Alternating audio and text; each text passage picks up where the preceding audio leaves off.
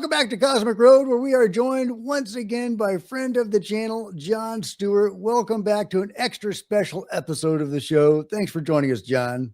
Jack, thank you for having me. Happy New Year to everybody and all your viewers. Yeah, well, I hope you're having a really good one. It sounds like things are going really well for you. I've been seeing you mixing it up a lot out there, doing Yeah, interviews, being really active, and good for you, man. thank you. The message is getting out there, and you're doing such great research and have so many awesome contacts. And today, I think we're going to focus on your information about Roswell. In fact, you even wrote a book about Roswell. Can you tell us a little bit about I that? is that showing? Yes, I did. Yeah, no. I about a two and a half years ago, I kept seeing different stories pop up. The History Channel did some story about a second crash in Roswell, and I'm like, wait, what? Like most people, like, wait a minute. We know the Max Braswell uh, debris, and then they found the craft and the bodies, second craft. So I decided to start researching it. Never wrote a book before, failed high school English twice. So, but seriously, hey folks, it doesn't matter what your past is. You can do whatever you set your mind to. That's just a life lesson there. Don't let anything like that scare you. So, but what encouraged me, and I'll be very brief, was that I'm like, look, I don't need to have me dictate this story. I think it's important, and I would like, if I was the reader of my book, to have me just be the reporter or the journalist to say, here are all of the stories that are out there, right? About a second Roswell crash. Here's another little blurb about possibly a third craft.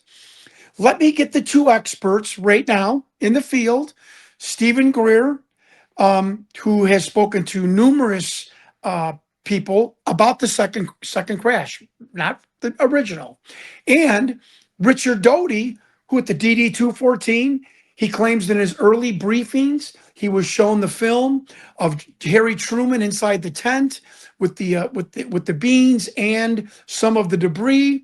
And Richard Doty and Stephen Greer allowed me to use their interview together, and then Richard Doty gave me a over the phone private interview about the second crash, what exactly happened. And I thought it was fascinating. We had all of these conflicting stories, and I'm going to jump to the end.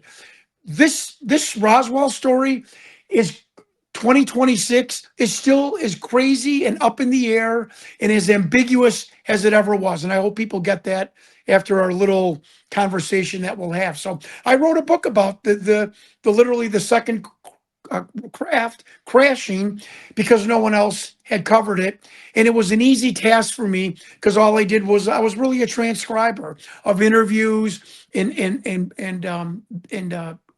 witness statements that were in books, were on the internet, and I compiled it all together into one book called Magdalena, the Second Roswell Crash. So, but I have more information since I published the book. So that's why I decided to call you, because a 12th Intel person emailed me and said, "There's you missed a little bit of your." He had read my book, and my book is not selling good. So I don't know if I can backtrack and find out who this person. I mean, they give you a little blurb about themselves.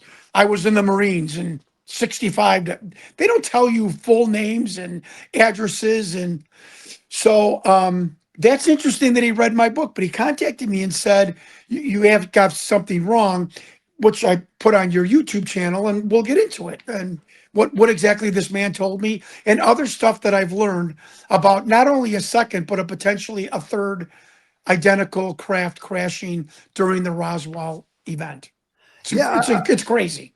I've heard about a second craft involved, but I hadn't heard about a third craft. When I saw that information on your X profile, I knew we had to talk about it. That was really intriguing. A lot of people are going to question, Richard Doty's involvement in this. And, I would like to believe that he has pulled a J. Allen Hynek and that he is now, on the side of the angels. But I know that he's a very controversial figure, but I do know that he's been very helpful to you in your research. Well, not And, really. okay, okay, all right. Ross Coulthard said that Rick Doty's helped me so much with the alien interview, and well, I can't mention Ross. Sorry. But I had to write him and say he didn't tell me anything. He just says that there was an alien retention and interrogation program. It's not S4, it's S2 Alpha. Um, Here's the FOIA when they built S2 Alpha. Um, the American Pathology Institute was near it. That's what helped microscopically examined the tissue, and he helped me with a couple of vernacular information with the FOIA request. So let me just shut my door. Stella, the dog, is and so Rick Doty is. I will go on the record for the 30th time. Rick's like, I don't know who Victor is. I know that film is real. I can see it from all of the.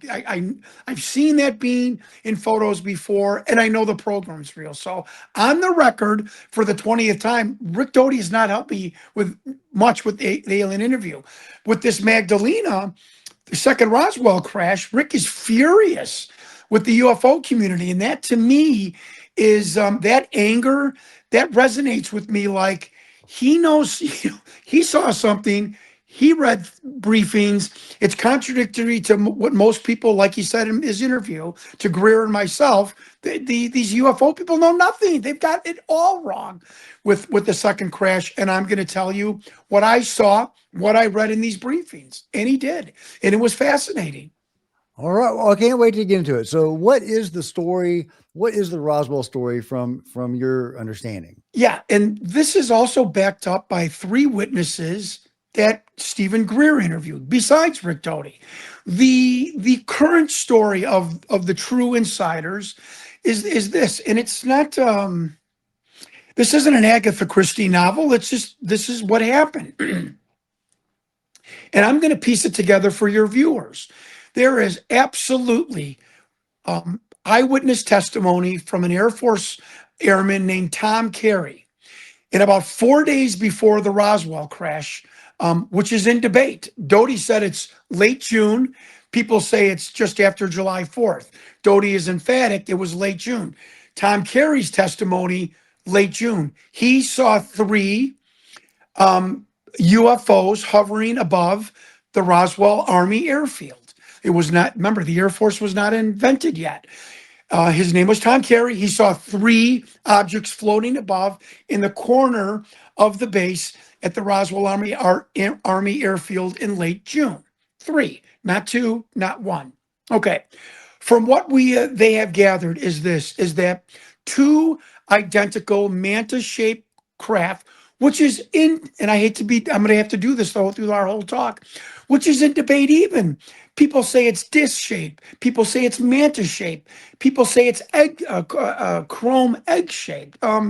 Again, this story gets crazier and crazier, but I don't want to divert. Two exactly manta ray shaped craft crashed over Socorro, New Mexico. There was a debris field. That's what Max Brazel and Jesse Marcel both found, located, picked up. The first craft, the original Roswell craft and its inhabitants, crashed about 2.5 miles north of Max Brazel's ranch. And the other craft that crashed into it crashed 75 miles in the St. Augustine Plains. Doty said when he saw the sketchings from the 40s that an idiot could tell that these crafts had crashed together. The outline of the damage on one craft matched the outline of the damage of the other craft.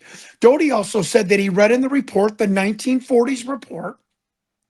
Again, remember, folks, Rick had to be briefed into the entire layering, the entire saga, journey, story of the extraterrestrial program up until the date that he started.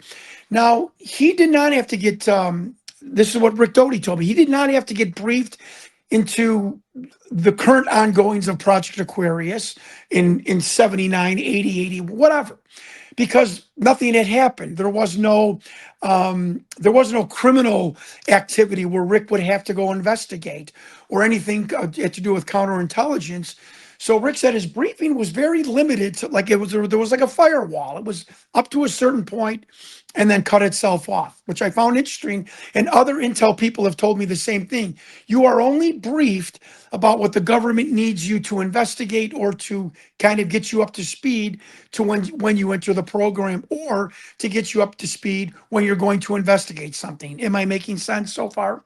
No, that makes sense. And why would they want you to know anything else? It's all very compartmentalized. So yeah. Exactly right. It's need to know, need to know. So Rick said yes, from the sketchings that he saw in this briefing packet, you could tell that the crafts were identical, and you could tell that they actually crashed together if you put the outline of one craft to the outline of the other. Rick also said, I found this interesting, that he said in the briefing papers that the government felt that what Max Braswell's uh, saw was not only the metallic shards of the craft, which is a layered bismuth, layered at a molecular level, which I believe is still impossible in this day and age now. That the metal, when they analyzed it, was a layered bismuth at the molecular level. So built at the molecular level, which was completely impossible in 1947. But that up on the hill from the debris field was the top of this of craft, allegedly. And Rick said they thought it was the antenna. I'm thinking that it's what Bob Lazar might have thought, which was the gravity amplifier. And I'm really sounding like UAP Gerb there, with the official talk, gravity amplifier. But that is what Bob Lazar said. The pole that went to the top and poked out of the top of his sport model was some sort of a gravity amplifier, something to that degree, that connected with the element 115, so on and so forth. So I found that amazing. So now I'm going into stories, and it's the story who found the second craft is crazy.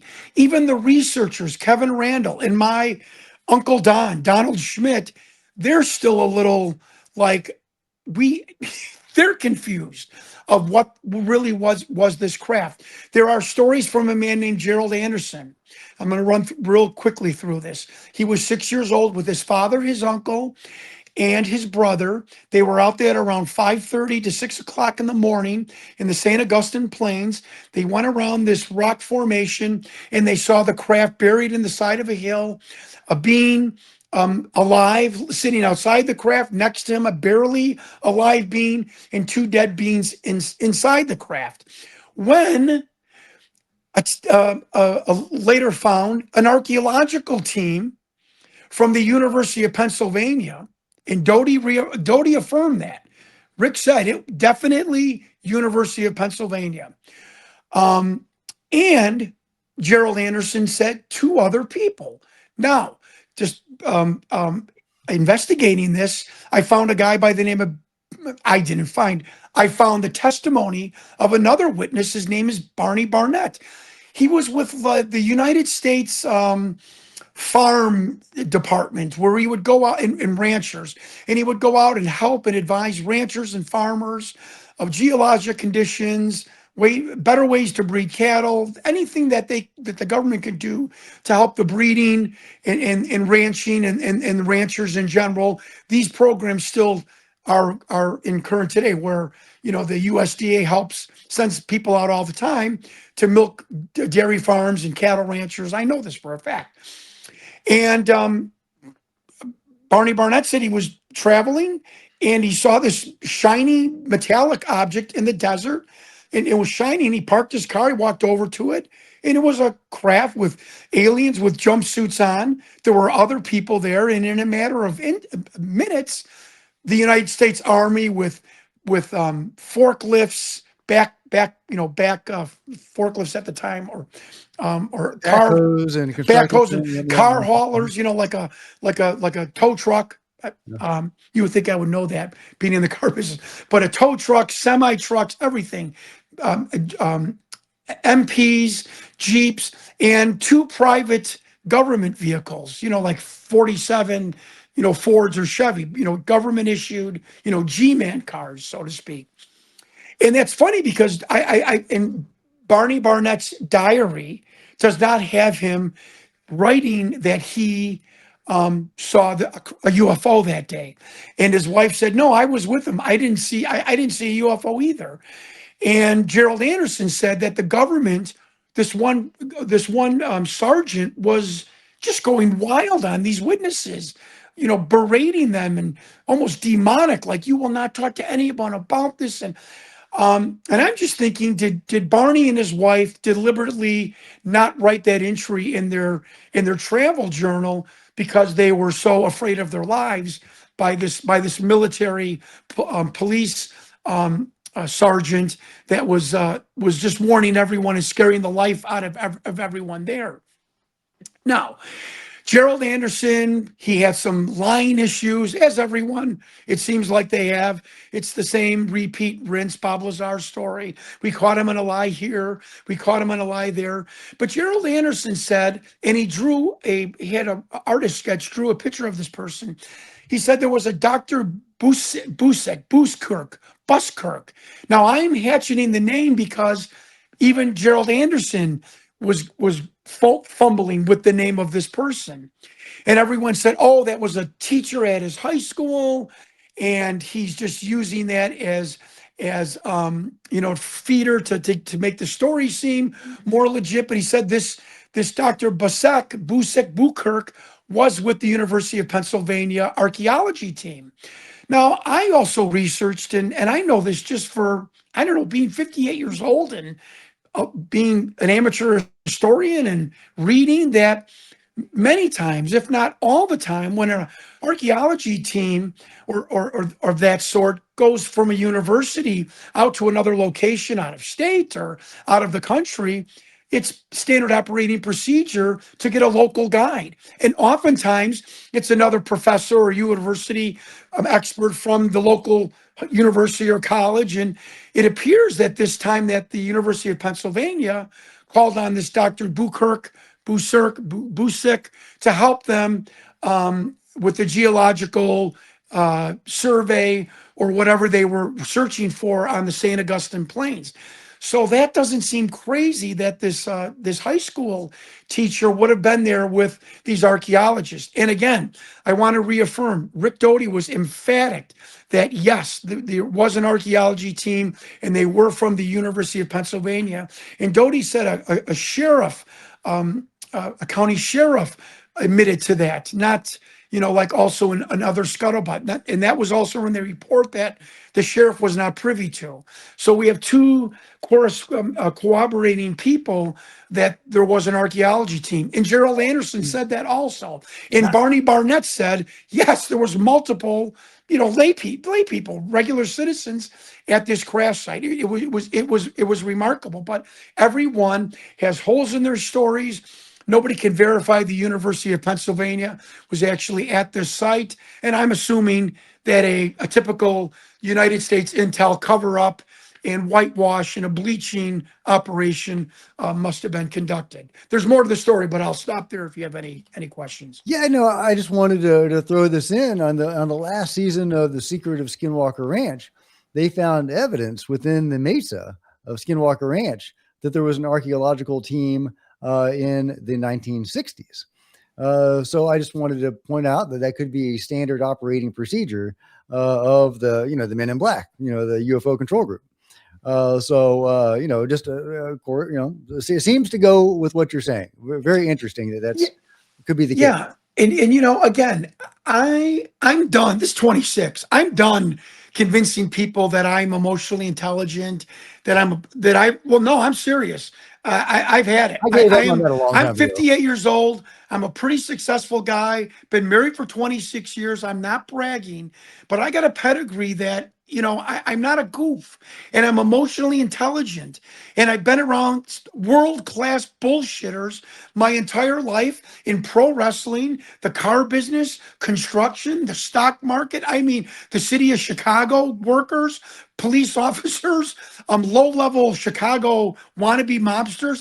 The king of bullshitters. I have been around all of them. And I'm no longer going to defend myself when something either makes sense to me or a red flag pops up. And I am sorry.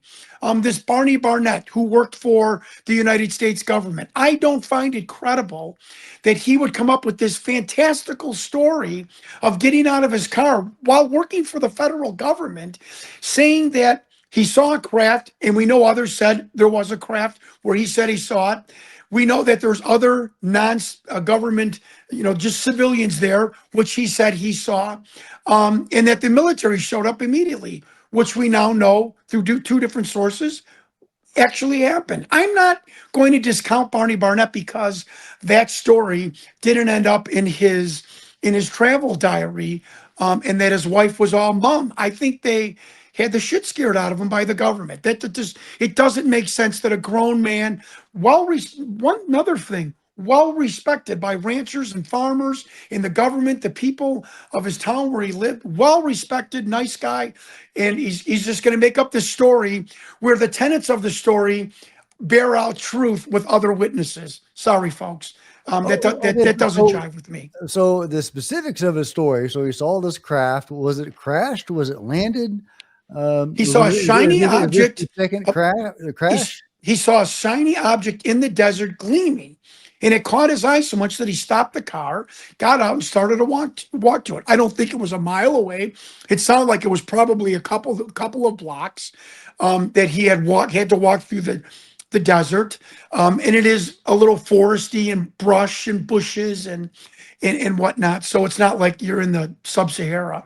Um, and yeah, I just find it funny that his story, which never changed until the time of his death, from this man that was in the military, the man that worked from the government, the tenets of his story, this bald-faced liar, um, is reiterated by other people. And Gerald Anderson, 6-year-old Gerald Anderson, has the same story, will not deviate from it 30 years later when Stanton Friedman interviewed him, I believe, in 1990. Again, there's way more to this story, but so two crafts crashing, I think, without a doubt, from Doty, Greer, Barnett, Gerald Anderson, the sheriff's report, that actually two craft did crash. Let's hope it happened because that's the tenet of my book. On that fateful day in again in late June, Doty's emphatic. He's one of his biggest. Just like Victor, they've got this in Italian.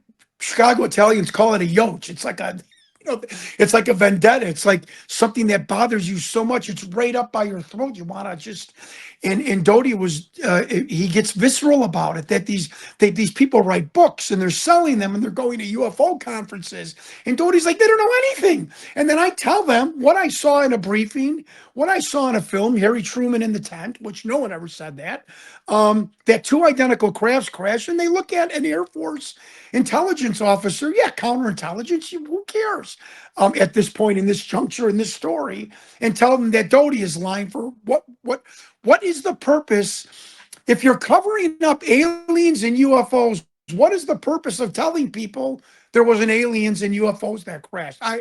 No one's ever been able to tell Uncle John that little fact. I should be covering up UFOs and aliens, yet I'm telling you UFO and aliens are real. I'm sorry. That Well, I'm I, not I've I try not to be a Doty proponent because he literally has become a friend of mine, what a genuine human being he has been. But I have to separate bullshit from craziness. And if you're telling me that his job is to tell people one thing is another, and yeah, I mean it's ludicrous. Yes, and I'll finish here.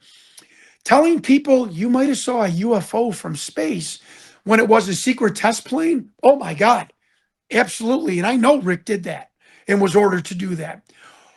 Why would you tell somebody aliens are real? What if you're covering up craft that are made out of metal by the US government with craft that are made out of metal by aliens. What are you covering up telling people there's biological beings that are real? What are you covering up that the government is doing? And I'm being serious here. Is it demonic? Is it that we're creating our own race of beings? Seriously, think about that. Why would Intel people tell you aliens are real? What is that the cover for?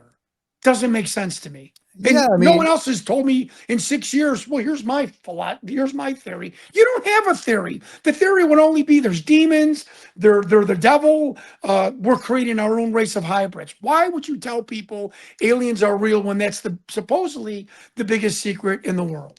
well, Doty, his assignment was, saying that there are aliens and UFOs to cover up, technology that was being tested in prototypes. But with Roswell, we're talking about something different. There's way too much evidence that that was not, high tech, performance, military vehicles being tested. Something way more interesting was going on with Roswell.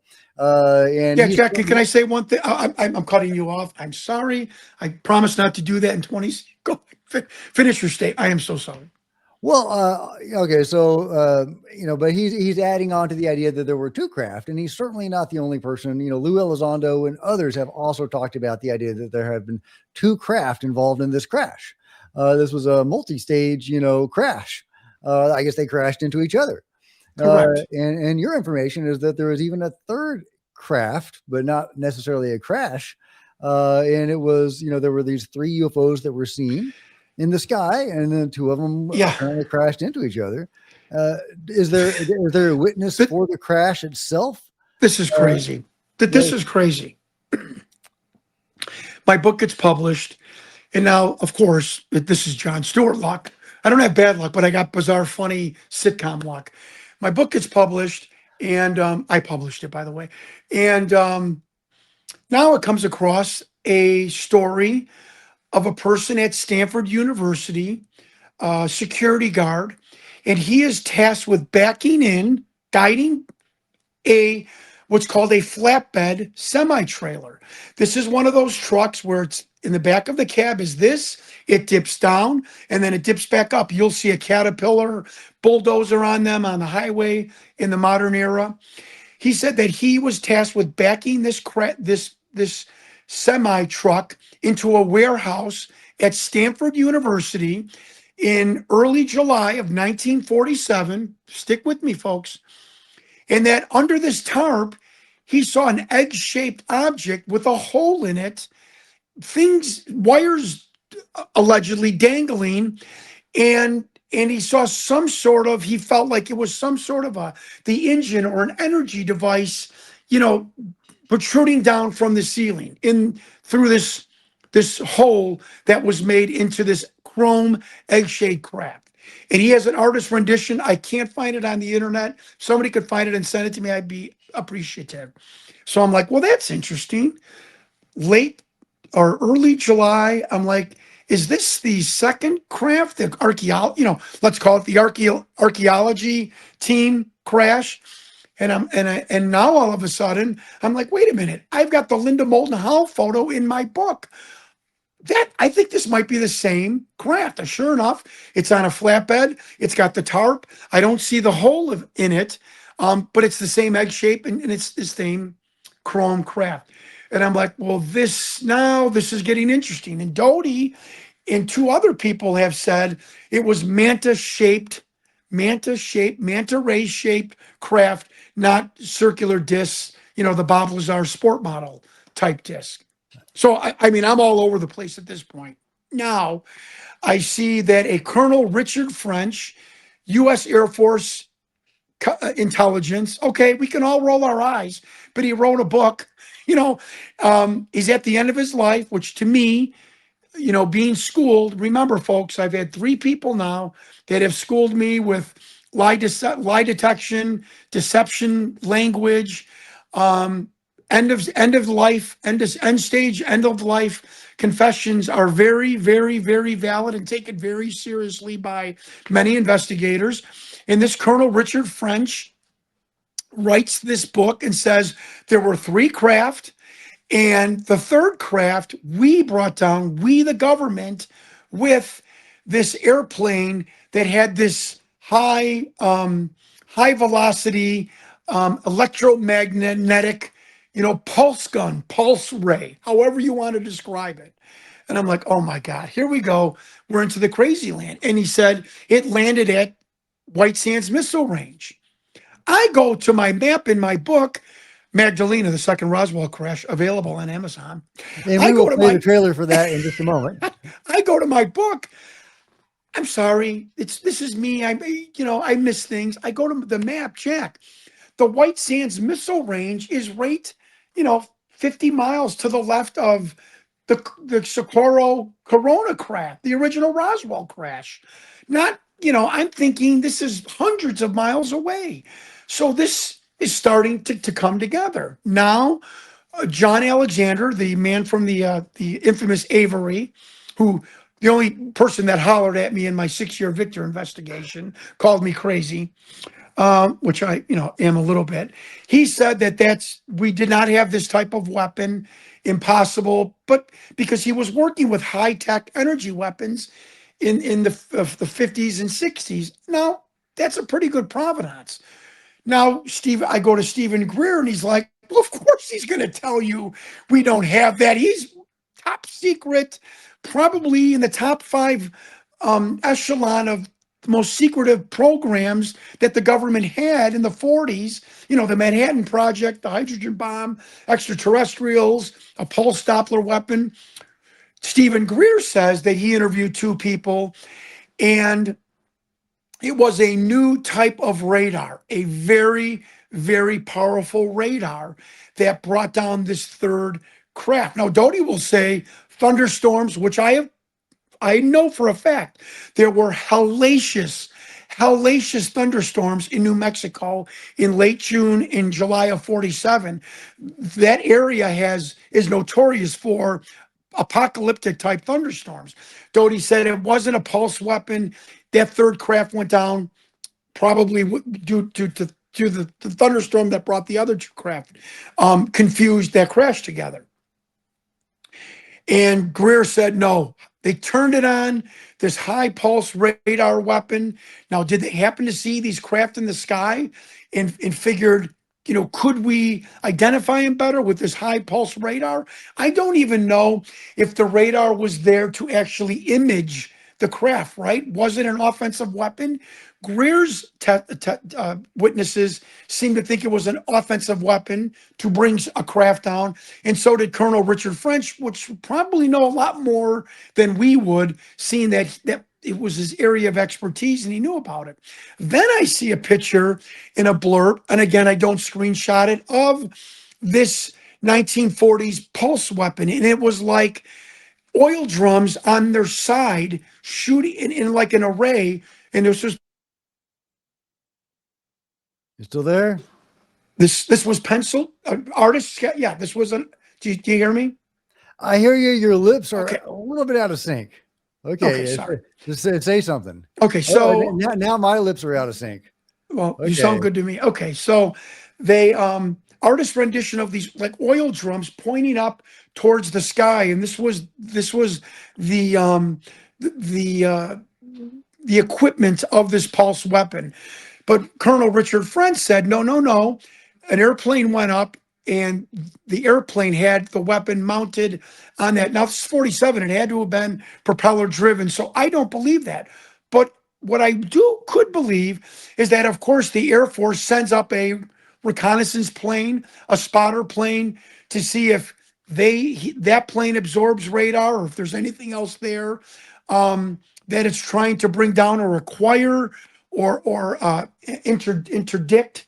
Um, the spotter in that plane would probably up there to take notes, basically, for lack of a better purpose. So, and Richard French says, again, Colonel Intel Air Force, that this craft crashed in White Sands Missile Range, and that the government took it, and it was a egg-shaped chrome object, the one we see So in. the third one was the egg-shaped one, and the other two were the stingray or manta ray. Correct. Okay. But wait, it gets crazier.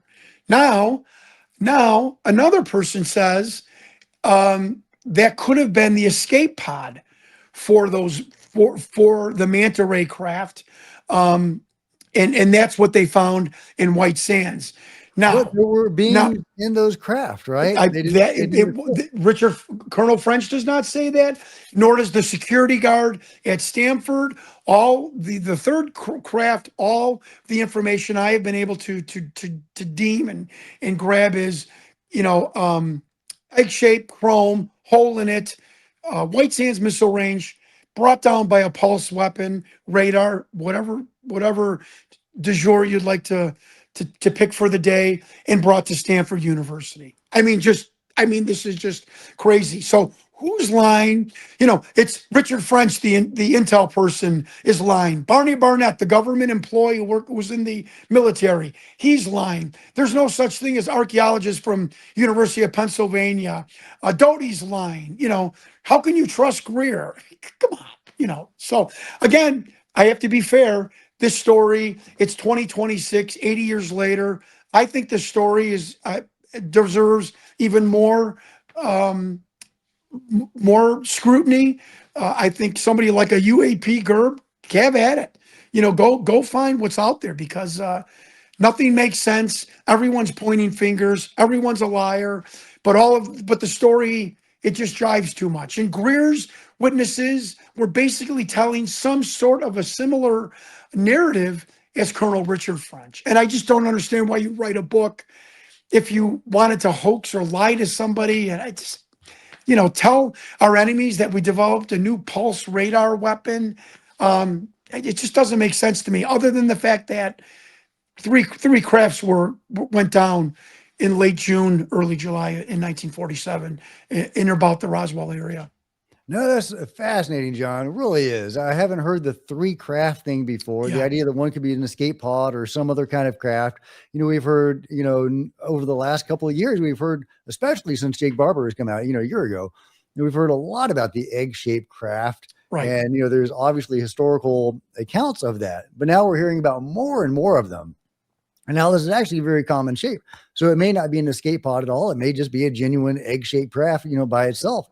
Which is really interesting. I don't know why there would be different types of craft in the same formation. However, in the gimbal fleet, the gimbal will go fast. Those videos, if you know what I'm talking about. Well,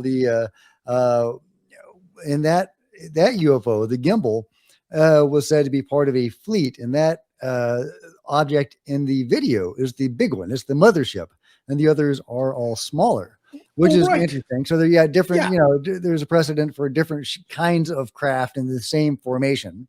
Well, again, that goes back to my telling the UFO community, stop thinking at times that these beings are so different than us. I don't believe that they are that different at times, and that if we're going to attack a position in Afghanistan, we're going to send Apache helicopters, F-15s, radar jamming, F-14s. We might send an A-10 Warthog, all different craft, all different shapes. And this brings me to what my 12th intel leaker told me, that these three craft were there on a reconnaissance recovery mission looking for, get ready, the 1945 crash that happened in St. Augustine, New Mexico. This is a craft that crashed. It wasn't for a couple of days, where the military finally showed up. A man, was got a Spanish name. He's still alive. He grabbed a piece of metal from this. He was like 9 years old. He said the beings waddled around the craft. He said it was almost comical the way they walked. This was only blocks, if not under a mile, from the little shack that Dr. Oppenheimer used to study in as he was into implementing the first atomic weapon, or the hydrogen bomb. And that this man took a piece of metal from the crash site. And my intel person said those three craft had come to look for that craft, because that craft in 1945 in St. Augustine sent out a emergency locate transmission beacon, whatever you would like to call it, of we're down, come get us. And it took 2 years, allegedly, folks. I'm just telling you what people told me. It took 2 years for the Roswell crafts to arrive. Just Well, again, and this was just last week, and you started talking about it. I'm like, I don't believe, again, this story just won't end. It just won't end. no, I love it. I'm not really familiar with the St. Augustine crash. You may have to tell me more about Oh, you're that. kidding me. Yeah, it's maybe I've studied it and forgotten it. I've studied so many UFO accounts. Yeah, he's a Um, Spanish man. He's like 90 years old. They actually sent a news crew to interview him. He's got the piece. It looks like a sprocket. Front. He said he picked it up from that crash site. He said the beans waddled around like ducks. We've heard that before. And he's emphatic. He said him and his friend, they were like 9 years old. This happened. They saw the smoke. They ran up to the ridge, and here was this craft. These beings were waddling around, and he picked up one of the pieces of metal and kept it for 70 years. And I think he's in his 90s right now. yeah, that sounds It's familiar. unbelievable. It's Uh, unbelievable. but Roswell was definitely not our first rodeo. It was definitely not their modus operandi was already in place at Roswell. They knew what to do. They knew to bring the archaeologists in or whatever their methods were. The cover up, the extracting the Right. beings and the ships. Right. It was all fairly seamless at that point. So they had done it probably multiple times. I don't know if St. Augustine was the first or just one in a I, line of well, you and crash. your viewers might correct me, but I believe the first crash in the continental United States was Cape Girardeau, Missouri, or as my wrestling trainer would call Cape Girardeau, Missouri. Missouri, I'm yeah. sorry, Hey, I can't say Missouri without saying Missouri. I think that was the first crash, and I think that was maybe 43. Viewer, you probably know more than me, but I think that was the first crash. Then it was St. Augustine, and then it was Roswell. But there's the highly debated, Aurora crash, which was like 1898, right? something like Yeah. that. And there's another one that I found in the like 1907 in New England, and I've been Oh, looking for this for years interesting. because I found this before the channel, Right. and it's stuck in my mind, but I haven't been able to relocate it. So if anybody can find it, I would love it if you could find this thing. Yeah. But it was a 1907 New England town, and we don't have any details. There was a newspaper, a local newspaper that published an airship crash. Now they had, hot air balloons and stuff, right? Right. So I wouldn't think anything of that. Okay, a hot air balloon crash, no big deal. Except that the very next day they retracted the story, Hmm. which to me Where have we sounds heard that kind of before? right. Yeah, that sounds kind of suspicious. So I've been looking for that story for a while. But so I think Interesting. I've been thinking there have been retrievals for a while. God knows how long they've been Yeah. doing this, which is Have just you super. ever heard the story where they had from the Cape Girardeau um, that possibly those bodies could have been taken to the lower level of Congress? No, what Yeah, Congress I really? have got uh, President Roosevelt witness saw them um, in a sub-level basement of Congress. They had nowhere to put them. There wasn't. Uh, this is the early 40s. I mean, they probably were scrambling, and your military is based out of Washington D.C. So yeah, that's another story that your viewers or you can research. But I specifically remember hearing that anecdotal story, of course, but that Roosevelt was quite aware of the extraterrestrial presence. Oh, that's fascinating. Well, why Yeah. would aliens be in Congress? Surely they've got a warehouse or something they could put these things in. Well, like I Uh, said, that Congress, I know this for a fact, does have very secretive tunnels and sub oh, I basements, have no doubt. and they Yeah. and they probably thought that probably I would think in the 1940s. You can correct me if I'm wrong. There wasn't a Walter Reed Hospital. There was no Pentagon. Think about it. Where are you going to take something that again, something for your viewers. What was available to the government as far as storage, high tech or top secret, um, underground in 1940, early 40s in Washington, D.C.? I don't think you could find a lot of examples other than the Congressional building. I could be wrong. I would argue that there had to have been better places, but that's not to Yeah, say they didn't do it for some weird reason. right. But man, it's just fascinating. Yeah, I wish there it's was like a crazy. clear. I wish there was a clear story and there weren't all the conflicting information. That's probably by design. Right. But I love it, man. And but we need to watch your trailer. All right, Okay. so let's see. Let me share screen. This is a good trailer, man. It really Uh, is. all right, this is not the It's right not a place. waste of your time, folks. Stay with Oh, us. okay, that'll get us started. No, this is not.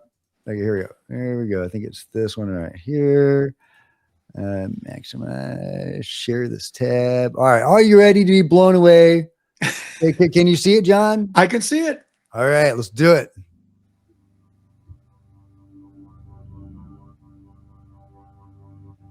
Then they showed us the recovery of the craft in 1949 in Horse Mesa. And that craft, it crashed at the same time the 47 craft crashed. But because of the remoteness of that location, it wasn't detected until a rancher found it on his property in 49.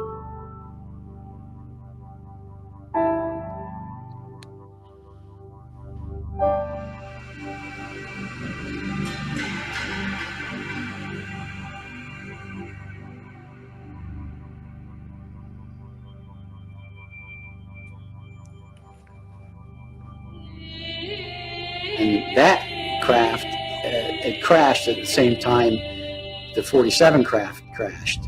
The 47 craft crashed.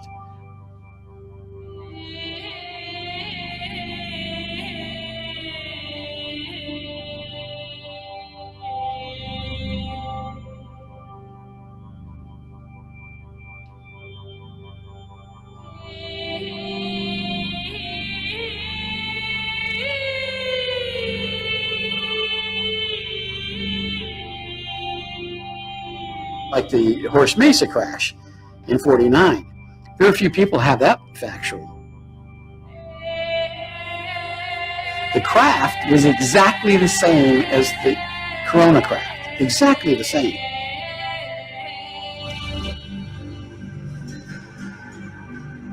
These crafts crashed together.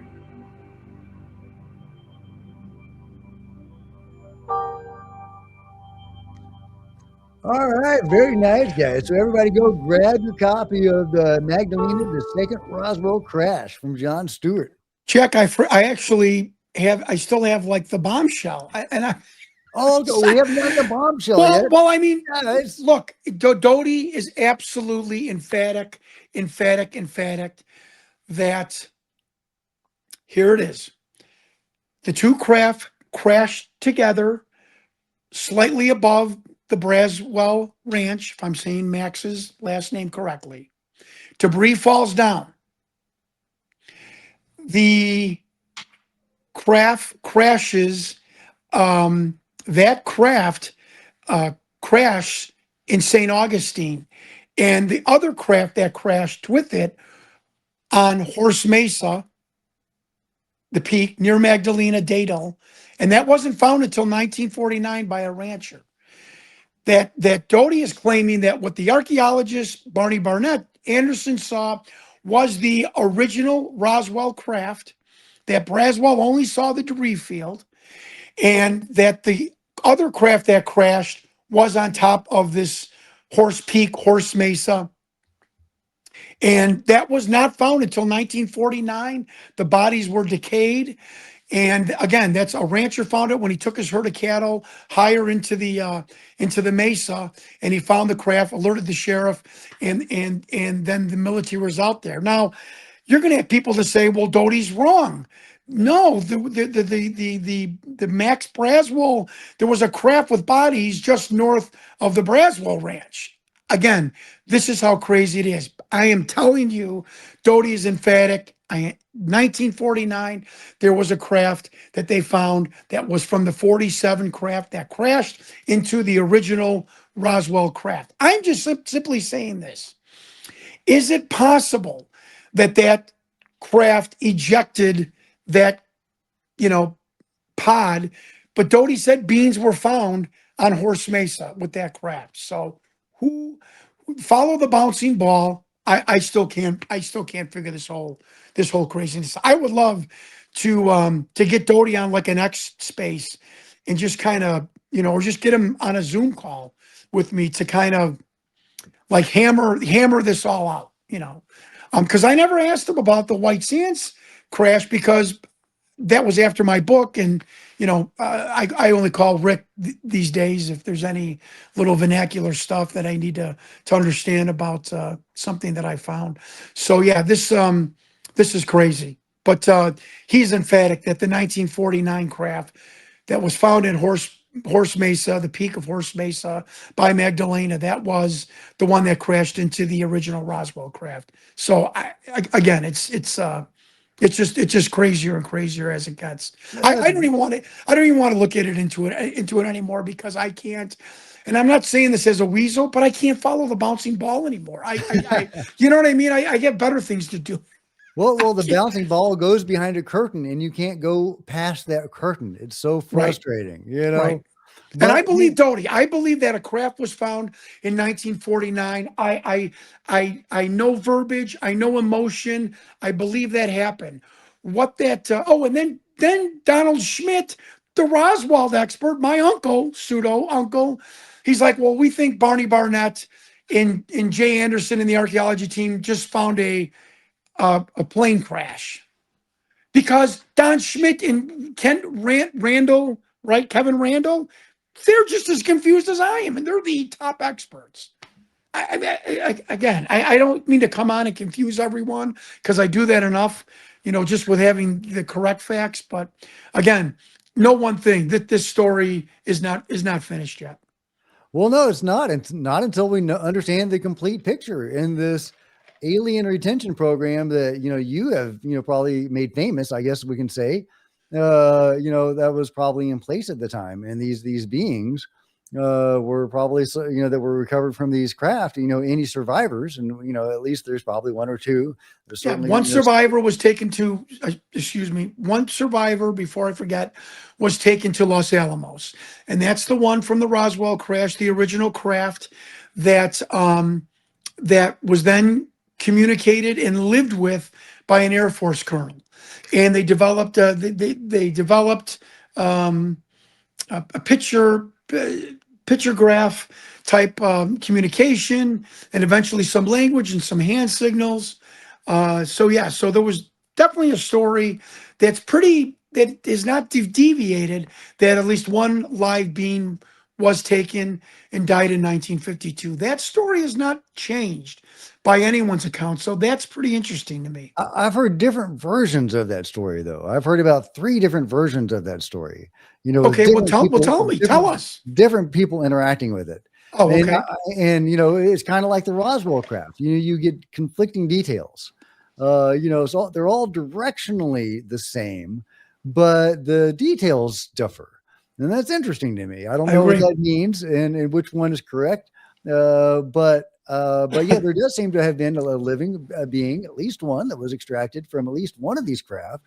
And if there were, one or two other craft in addition, who knows if there were living beings from was it Barney Burnett? Barney Barnett. Yeah. And Barney Barnett and Jay Anderson both said there was one living creature that was sitting upright, clutching something, totally distressed, and one crew member next to him laying prone, barely clinging to death. And I'm wondering if that's the alien that actually grabbed the nurse's hand, or she saw the hand move. But I'm not disagreeing with you. I'm just saying I have not heard any variations of the story other than one intact live being taken to Los Alamos and then communicated with, and had someone, an Air Force colonel, I believe, live with it nonstop for 3 years until it perished I believe 1952. More than 3 years then. All of that is directionally what I've heard, but there are different Yeah, people that claim to interact with it right, in different ways, right. and with, maybe different details. But it's super fascinating. I do believe Yeah, that occurred, and that probably wasn't the first, but they don't seem to have had all the advances that we have now, or that they have now. Psychically interacting with these beings, and right. the great advances that they seem to have made. So you can kind of see this evolution of the UFO control group and of the alien retention program, which is really interesting. And you have to That's a good wonder, point. Good point. yeah, when did they start, learning that psychics can interact with it, or that you could communicate with these things consciously, or through your consciousness, or whatever? Did that start with the remote viewing project and that sort of thing? I'd love to know all these things. Hopefully someday we will get answers, and it's because of people like you that are looking into this and Wow.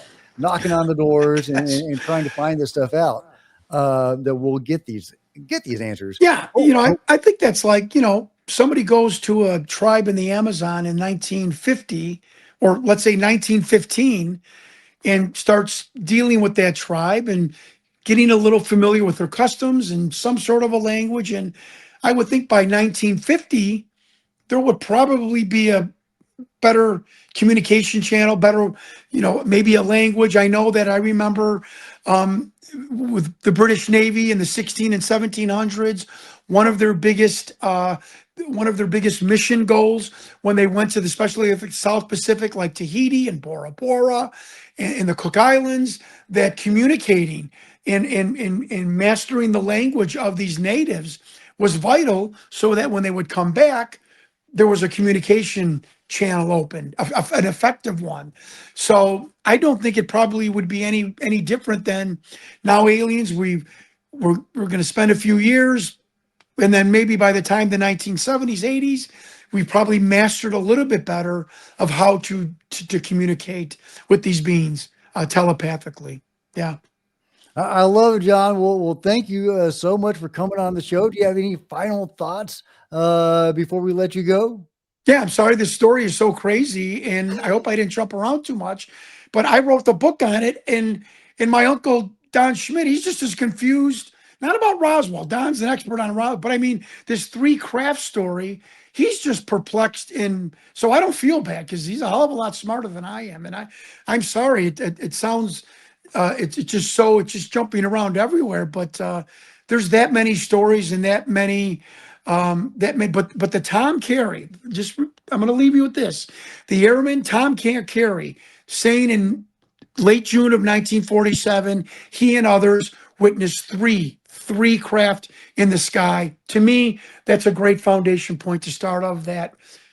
Let's start looking for the proof of three craft. So Let's do it. All yeah, right, everybody, go buy John's book. And where else can they find you online if they want to I'm contact on the X Base, John Stewart IL.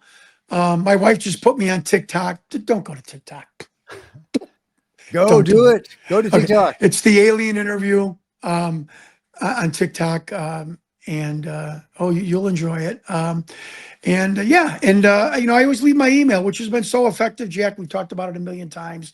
The amount of people that have contacted me and helped out this investigation for the 30th time. If it wasn't for the internet, I would be nowhere with the alien interview. And I say that as my right hand to God. You people have been awesome. JONALANSTEWART@AOL.com. And I often communicate weekly in the Cosmic Road chat He does many panel, times in. I yeah, really chat appreciate it. chat section. So if you see me there, drop me a line. I'll answer any question I can. And thank you for having me and hearing this crazy story. I wish I could have tied it into a better knot, but I just can't right now. Hey, save it for the sequel. Yeah, right, right.